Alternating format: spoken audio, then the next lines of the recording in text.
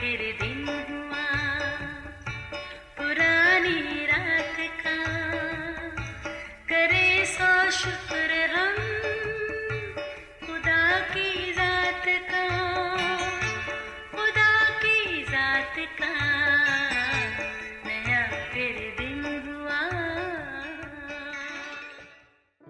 आज की आयत।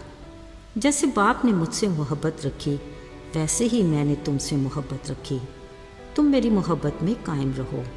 अगर तुम मेरे हुक्मों पर अमल करोगे तो मेरी मोहब्बत में कायम रहोगे। यूहन्ना 15 बाब 9वीं और 10वीं आयत। अजीज़ों, 4 हरूफ से बना एक छोटा सा लफ्ज़ मोहब्बत मगर अपने अंदर बेपनाह वुसअत रखता है।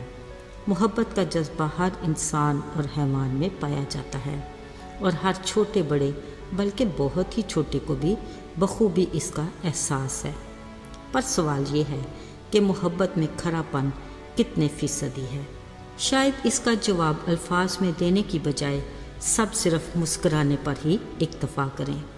सच तो ये है कि हम इंसान मिलावट वाला खा खा कर और बनावटी किरदार अदा करते हुए इस कदर बेहिस हो चुके हैं कि अब ना खालिस शय हज़म होती है और ना ही असलियत की पहचान रही है।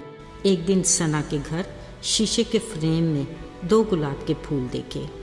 कुछ कहते हैं ये नकली हैं, पर देखें तो नज़र धोखा खा जाती है। कुछ तो कहते हैं ये असली हैं, मगर दिल है कि मानता नहीं। आखिर हकीकत क्या है?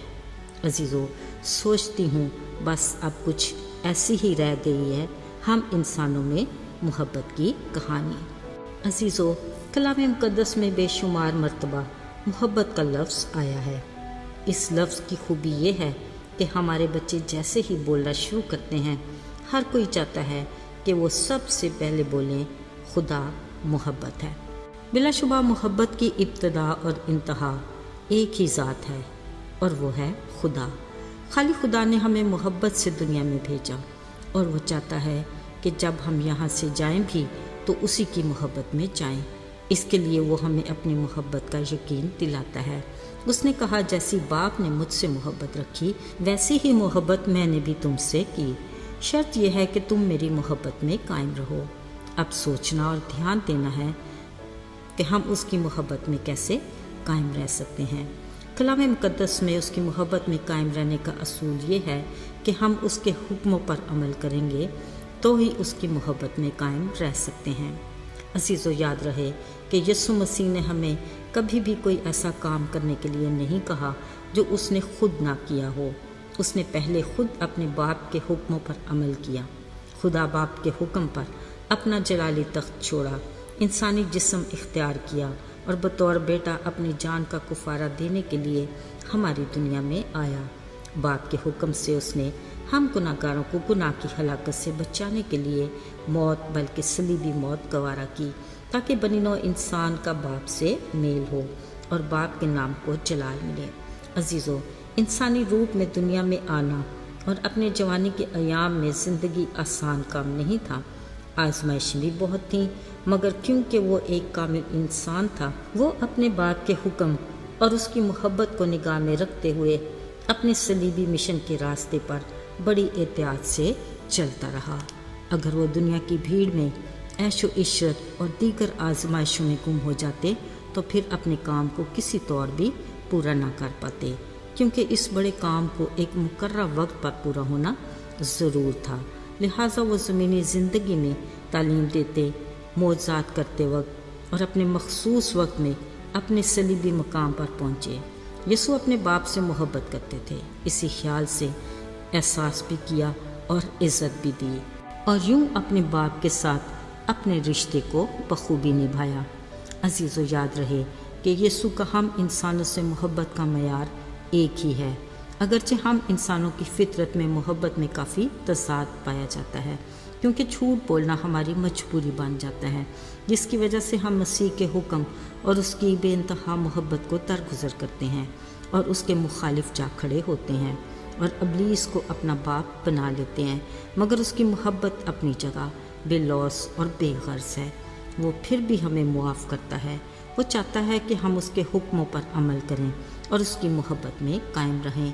اگر ہم ایسا نہیں کرتے تو وہ فرماتا ہے کہ پھر تم مجھے کیوں آئے باپ کہتے ہو جب تم میرے حکموں پر عمل ہی نہیں کرتے۔ اصل میں ہم اس کی محبت کو حقیقی طور پر سمجھ نہیں پاتے، اس لیے ہماری زندگی میں اس کے حکموں کو ماننا اپنی وقت کو کھو دیتا ہے۔ عزیزو، بھلے بطور مسیحی ہم مسیحی سرگرمیوں، عبادتوں اور دعاؤں میں مشغول ہوں، مگر ہماری زندگی میں اگر اس کے حکموں کو ماننے کی اہمیت نہیں تو پھر کچھ بھی نہیں۔ ذرا سوچئے، جب ہم اس سے آئے باپ کہہ کر دعا کرتے ہیں تو ہمیں کچھ پل رک کر یہ سوچنا بھی پڑے گا کہ ہم اس کے اہل بھی ہیں کہ نہیں۔ عزیزو، ہمیں اپنے طرز زندگی سے یہ تسلی ہونی چاہیے کہ کیا ہم اس کے حکموں پر عمل کرتے ہوئے اس کی مرضی سے زندگی گزار رہے ہیں۔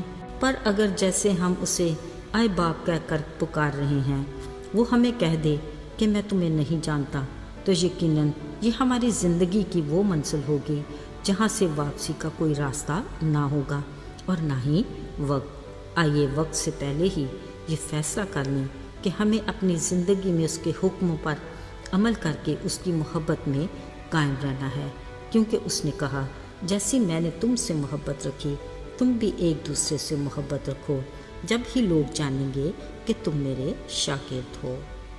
آئیے دعا کریں۔ زندہ جلالی آسمانی باپ، لشکروں کے رب، تیری اس عظیم قربانی کے لیے ہم تیرے شکر گزار ہیں کہ تو نے اپنے اکلوتے بیٹے کے لہو سے ہمیں گناہ سے پاک کر کے اپنے بیٹے اور بیٹیاں بنایا۔ ہمیں اپنے حکموں کو ماننے کا فضل دے اور توفیق دے کہ ہم تیری محبت میں قائم رہیں۔ یسوع کے پیارے اور مبارک نام میں آمین۔